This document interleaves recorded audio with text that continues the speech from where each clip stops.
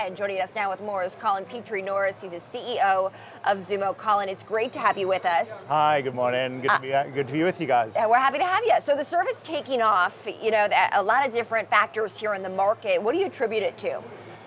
Well, consumers are seeing what I would term as a little subscription package fatigue. There's a lot of, every week it seems like a new company's announcing a new skinny bundle or MVPD. And the consumers are finding, I think, a little bit of, just too much choice. How many do I need to subscribe to? But us for XUMO, we're a free ad-supported package. There is no sign up, there's nothing to commit to. So services like ours are sort of servicing a sort of very important emerging role in a world where consumers have too much or are getting too concerned about how much they're paying again for television. Right. Since there is so much choice, how are consumers discovering XUMO? We have a very unique set of partnerships, and particularly with smart TV manufacturers. Rather than being present in the app stores, which is the traditional way to be a TV service, we are embedded in the tuner of the television. So for like LG TVs, our service is right alongside some of the terrestrial channels. So discovering a channel like Cheddar is as easy as surfing channel up, channel down, and so discovery is very high.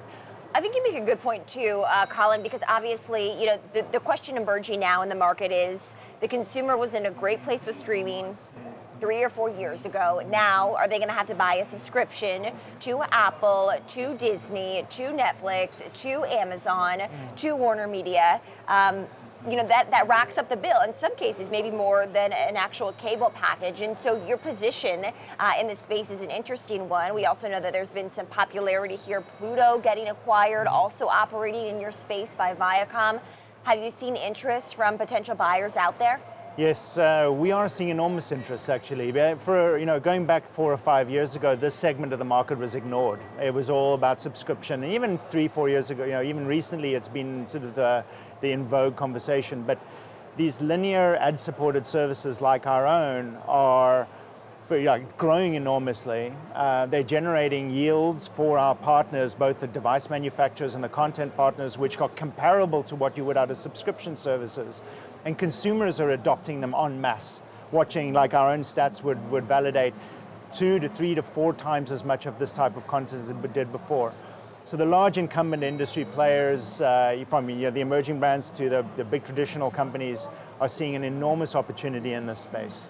You also have to think about partnering with competitors as well. Amazon doubling down on offering free ad-supported content as well, but you're now offered on Amazon Smart TVs, on the Fire Stick. How do you think about those partnerships in light of competition from these big players as well? We see, we work very happily with some of the biggest companies that they themselves have ad-supported services. The Roku channel, for example, XUMO powers many of, I think 13 of their linear ad-supported channels. Again, what motivates us is getting our content, representing our content partners, getting them to new eyeballs. And if it's working with some of these large companies, we think that's incremental and that's additive. So yes, XUMO was happy to work with Amazon, with Roku, many of those large companies that they themselves see the same vision. Explain the business model. It is an advertising-based service. How are you making money?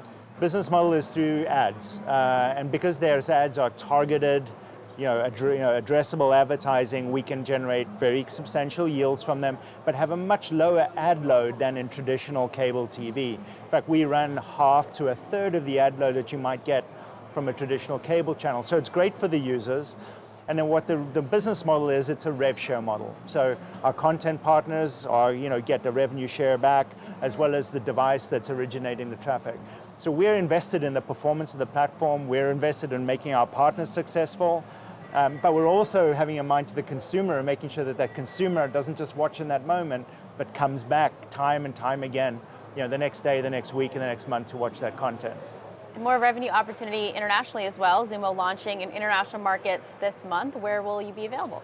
We will be launching in 5 new markets. Again, by virtue of the fact that we're embedded in these smart TVs, we're able to enable our service in just about any geography in the world. So we'll be launching in 5 European markets: UK, France, Germany, Italy, and Spain, and looking to Brazil a little bit later this year.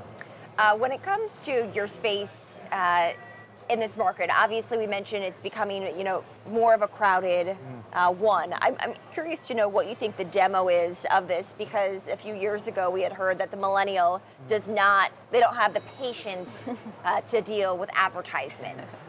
What's your take on that? I would respectfully disagree. I think what we see is, although the audience does skew younger, it is a 28 to 30-year-old typical customer. It's a very flat spread across a very wide range of demographics. Remember, cord cutters aren't just hipsters on fixed-wheel bicycles and funky beards. Cord cutters are moms and dads and firemen and police officers. They are arranged right across people who are sensitive to the cost of television. And so our service caters to a very broad cross-section of needs and interests and types of users.